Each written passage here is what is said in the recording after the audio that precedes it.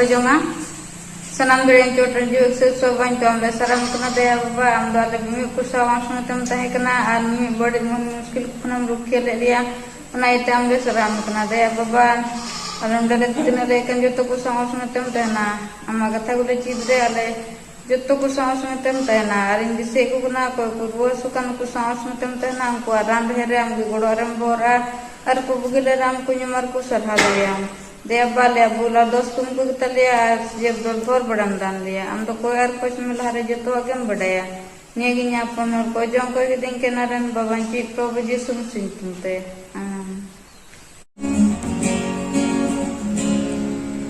यहोवा मेरे तेरी आराधना करता रहूं मैं सदा यहोवा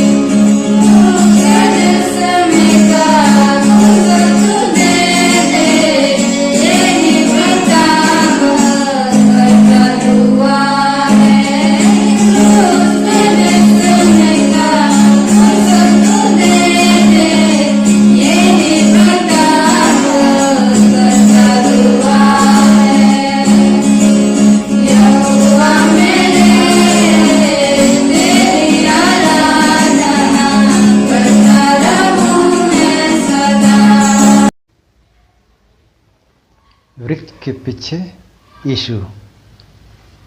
हिंदू ग्रंथ विदर्नायक उपनिषद से भी देखेंगे। उत्पत्ति 1 उसकी 11 में परमेश्वर ने सृष्टि की, इस पृथ्वी की, और उसमें बहुत सारे पेड़ पौधों को सृष्टि की है और उसी पेड़ पौधों को जो है लोग सेवा पूजा करते हैं। आइए हम इसके कुछ बातों को देखेंगे और ध्यान करेंगे। जब हम उस मूसा की कहानी में जाएंगे, मिस्र देश से जब लेकर आ रहा था जो कि मूसा, उस कहानी में हम देखेंगे। यहाँ पर हम निर्गमन 3 और उसकी 2 को देखेंगे। यहाँ लिखा है 3 उसके 2 में, और परमेश्वर के दूत ने एक कटीली झाड़ी के बीच आग की लो में उसको दर्शन दिया, और उसने दृष्टि उठाकर देखा कि झाड़ी जल रही है, पर भस्म नहीं होती। तो यहाँ पर हम पाएंगे कि जब इस झड़ी में मूसा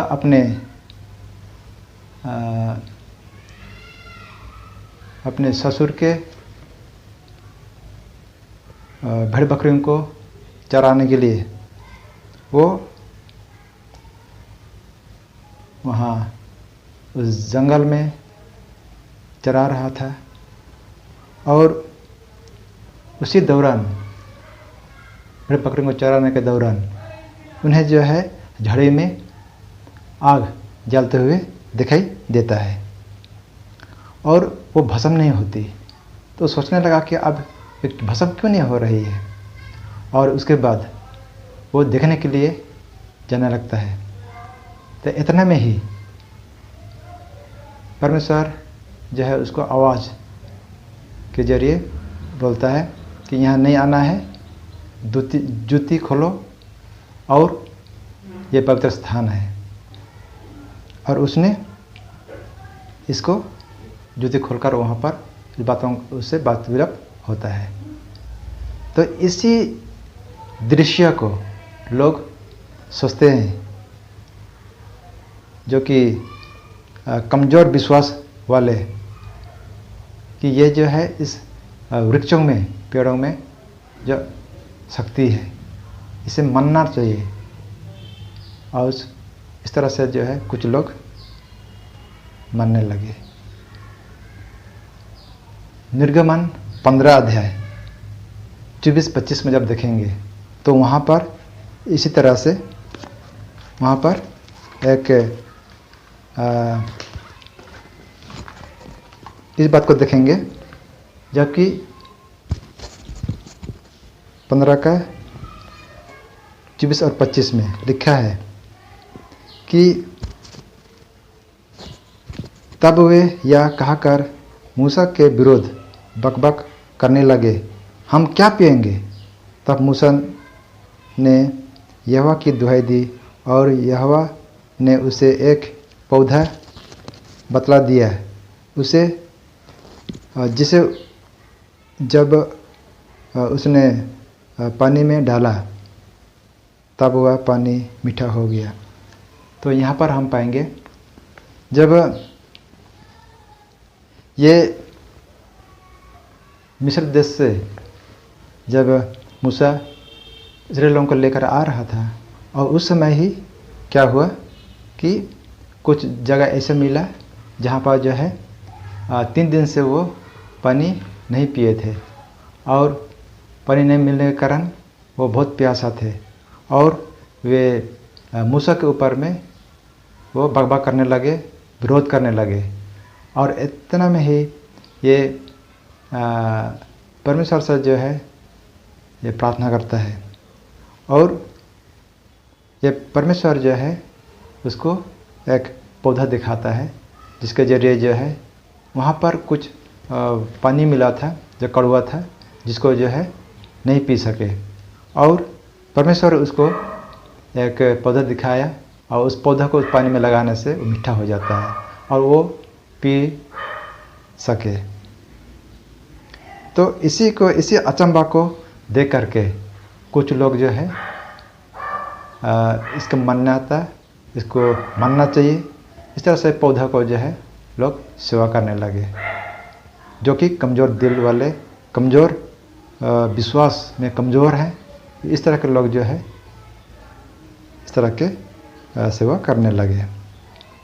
हम देखते हैं कि इसी पौधे का इज़िकेल उसका 47 अध्याय, इज़िकेल उसका 47 अध्याय जब हम देखेंगे वहाँ पर हमें क्या बताया है। 47 उसकी 12 पद को हम जब देखेंगे तो वहाँ पर लिखा है, नदी के दोनों किनारों पर भांति भांति के खाने के योग्य फलदायी वृक्ष उपजेंगे, जिनके पत्ते न मुरझेंगे और उनका फलना भी कभी बंद न होगा, क्योंकि नदी का जल पवित्र स्थान से निकला है। उनमें महीने महीने नए नए फल लगेंगे। उनके फल तो खाने के और पत्ते औषधि के काम आएंगे।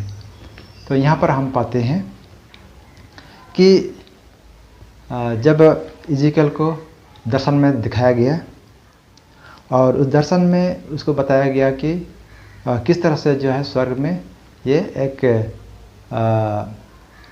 जो विश्वासी लोगों के लिए कितना एक खुशी वाला जीवन हो सकता है, इस चीज़ को उनको दिखाया। और उसमें से जो है कुछ दिखाया कि जो महीने महीने जो है नया फल आएंगे और कभी नहीं मुरझेंगे फल और उसके पत्ते, और इस तरह से जो है उसमें वो देख सका। और पत्ते जो है क्या में आएंगे, या औषधि यानी कि दवा का काम आएगा।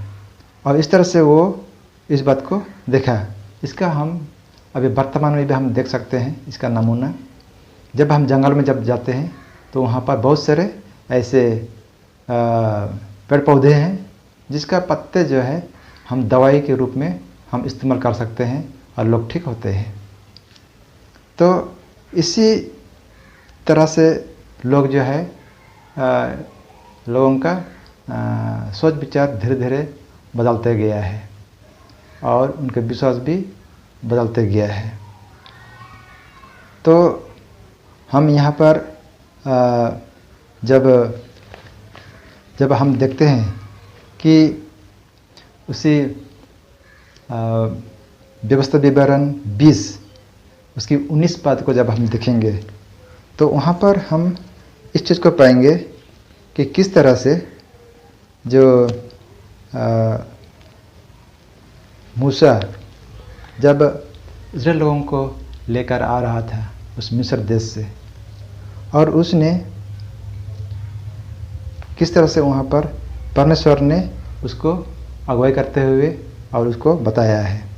20 का जब 19 को जब पढ़ेंगे तो वहाँ पर हमें ऐसे लिखा है, तो जब तू युद्ध करते हुए किसी नगर को जीतने के लिए उसे बहुत दिनों तक घेरे रहे, तब उसके वृक्षों पर कुल्हाड़ी चलाकर उन्हें नष्ट न करना, क्योंकि उनके फल तेरे खाने के काम आएंगे, इसलिए उन्हें न काटना।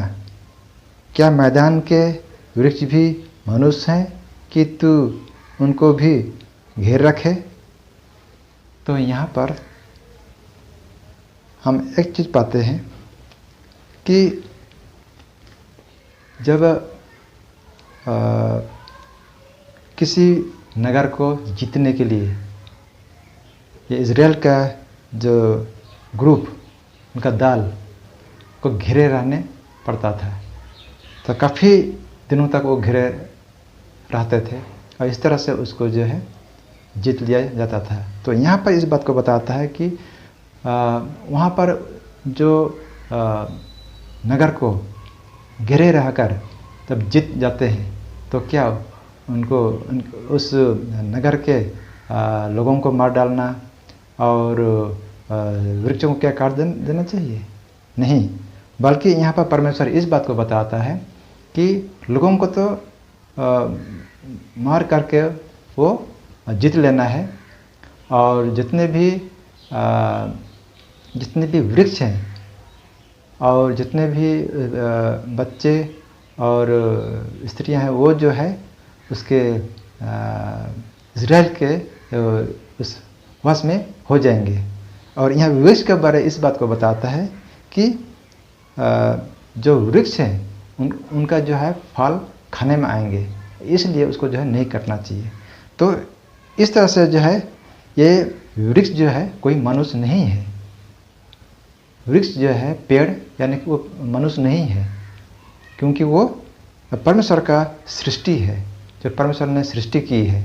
इस चीज़ को हम यहाँ पर पाते हैं और उसमें फल जो आता है वो हमारे लिए है। लेकिन मनुष्य का जो है सोच अलग हो जाने से ये मनुष्य जो है एक मनुष्य पेड़ को भी एक मनुष्य की तरह जो है उसको सेवा करने लगते हैं। और इस तरह से उनका जो है क्या होता है, उनका सोच विचार अलग हो करके ये सेवा करने लगे हैं। लेकिन यहाँ पर हम अय्या किताब में जब देखेंगे, यह 61 का उसका 3 पद को हम जब देखेंगे तो यहाँ पर लिखा है,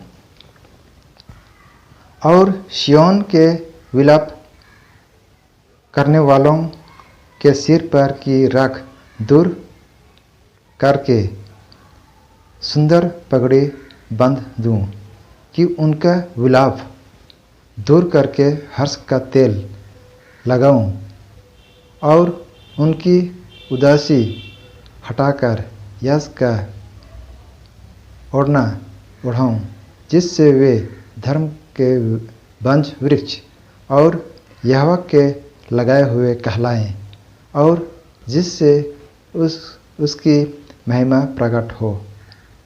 यहाँ पर दिखाता है कि जिस तरह से जो है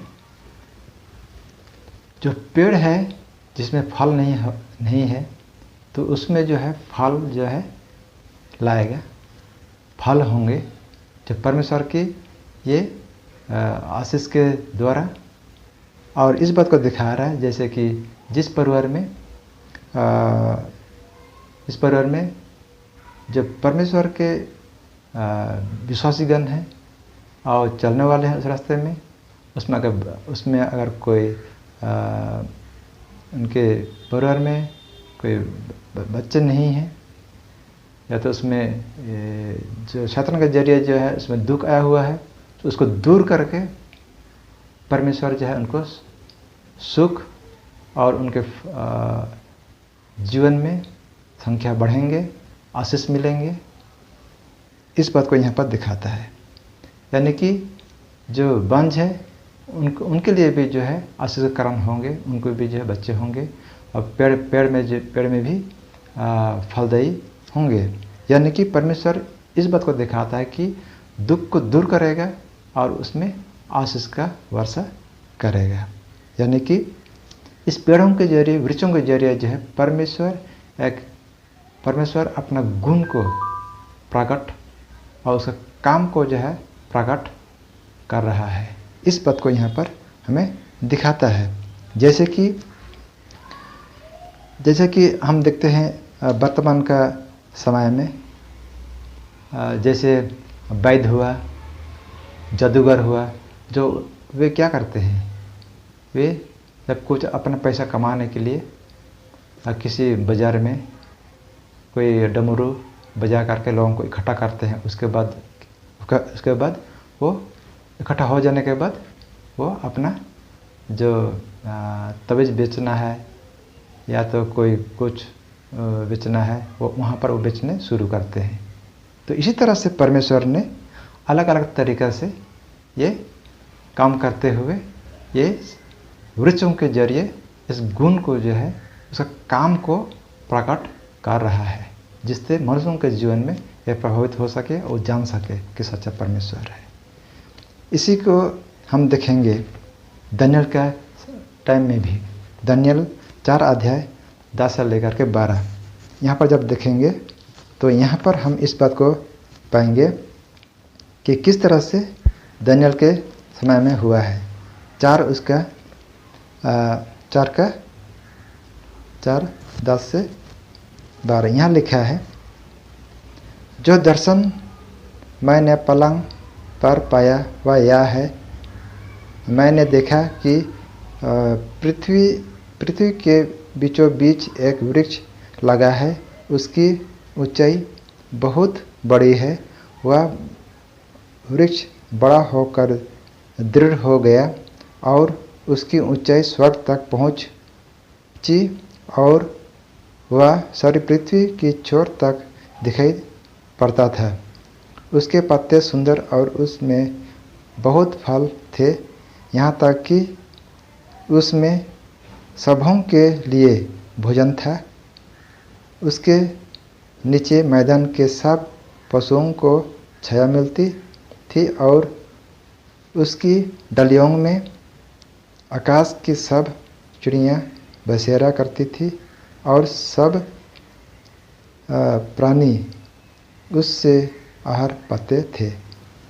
यहाँ पर हम पाते हैं कि नबूकदनेस्सर ने स्वप्न देखा और इस स्वप्न में उसने एक पेड़ को देखता है जो कि वो पृथ्वी के बीच बीच में रहता है और उसमें जितने भी पशुगण रहते हैं वो उसके छाया में आराम करते हैं और जितने भी चिड़ियाँ है वो उसमें बसे रह करके उसमें खाना पीना सब मिलता है और जितने भी लोग हैं वो सारे पृथ्वी के लोग जो है वहाँ से खाना पीना उनको आहार उनको मिलता था।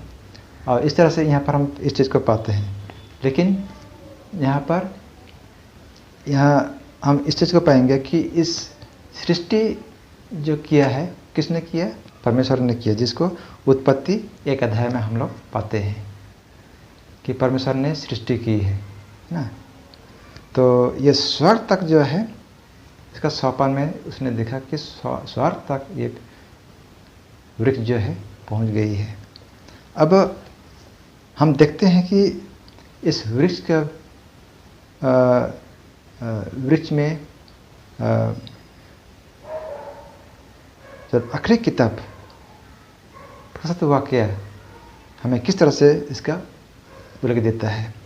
जब देखेंगे तो इस वृक्ष जो है क्या है, इसका 22 अध्याय प्रकाशित वाक्य और उसकी हम 14 पद को देखेंगे। यहाँ पर हमें इस तरह से लिखा है कि धन्य है वे जो अपने वस्त्र धो लेते हैं, क्योंकि उन्हें जीवन के वृक्ष के पास आने का अधिकार मिलेगा और वे फाटकों से होकर नगर में प्रवेश करेंगे। तो यहाँ पर हम इस वृक्ष का कुछ अंश हम इस तरह से पाते हैं। जीवन के वृक्ष के पास आने का अधिकार मिलेगा। जीवन के वृक्ष कौन है? जीवन के वृक्ष कौन है? हम जीवन का वृक्ष जब हम देखेंगे कि किसको दिखाया गया है, तब जाकर के हम स्वर्ग में प्रवेश हो सकते हैं। इसके लिए हम देखेंगे इस जीवन का वृक्ष कौन है। इसके लिए हम जाएंगे यूहन्ना 14:6 को हम लोग देखेंगे। जब हम यूहन्ना 14:6 को देखेंगे तो वहाँ पर लिखा है, यीशु ने उससे कहा, मार्ग और सत्य और जीवन मैं ही हूँ। क्या कहता है? जीवन यहाँ पर यीशु मसीह को दिखाया गया है। जीवन का वृक्ष कौन है? इसका मतलब यीशु मसीह। इसको मतलब जीवन का वृक्ष कौन है? यीशु मसीह है। जीवन मैं हूँ बोल के यहाँ पर यीशु मसीह बताता है, मतलब जीवन का वृक्ष मैं हूँ। और इसी बात को हम बृहन्नायक उपनिषद 2:3 उसका 28 पद में जब देखेंगे तो लिखा है, मृत्युमा अमृतंगमय, जो कि मृत्यु से जीवन की ओर मुझे ले चल, जहाँ मरण नहीं है, जहाँ जीवन है। और जीवन देने वाला कौन है? यीशु मसीह है। तो इससे हमें साबित होता है कि जीवन जो है का वृक्ष जो दिखाया जा रहा है, लोग उसको मानते हैं। ये जिसके पीछे जो है जीवन का वृक्ष, जिसमें अचंभा और कुछ घटनाएं दिखाया गया, जिसको देखे वो सब परमेश्वर का शक्ति और उसके काम को प्रकट किया गया है। यानी कि परमेश्वर जो है इसके पीछे है, जो यीशु मसीह के जरिए हम पहुंच सकते हैं। आप सबसे यही निवेदन है कि जीवन का वृक्ष यीशु मसीह है और उसके पीछे आप जो है चलें। आप सृष्टि को सेवा ना करें, परंतु सृष्टिकर्ता को, इस पृथ्वी में जो बनाया हुआ है उसको नहीं, बल्कि जो बनाने वाला है, स्वर्ग में है, उसको आप जो है सेवा करें। परमेश्वर इस पर आशीष दे।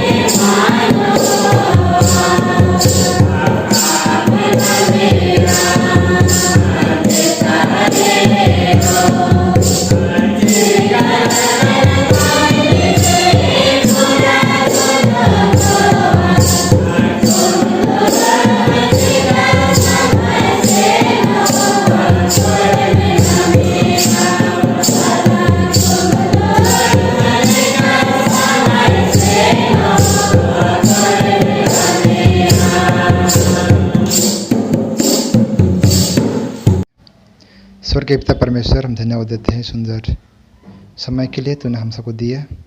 प्रार्थना करते हैं कि आज के वचनों पर विशेष आशीष दे, और जो भी हम लोगों ने सुना, समझा, सीखा, इस पर विशेष आशीष दे।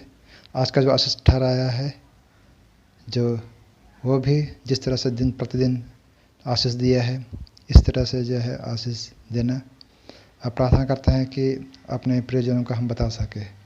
एक बार फिर से बाकी समय तेरा हाथ अर्पण करते हैं। जो भी हमारे पाप गुनाह पाप पर क्षमा कर, दुख सुख में हम सबके विश्वासजन है, उनके संग साथ भी रहना। बाकी समय तेरा हाथ अर्पण करते हुए मांगते विनती यीशु मसीह के नाम से स्वयं सुना ग्रहण कर, आमीन।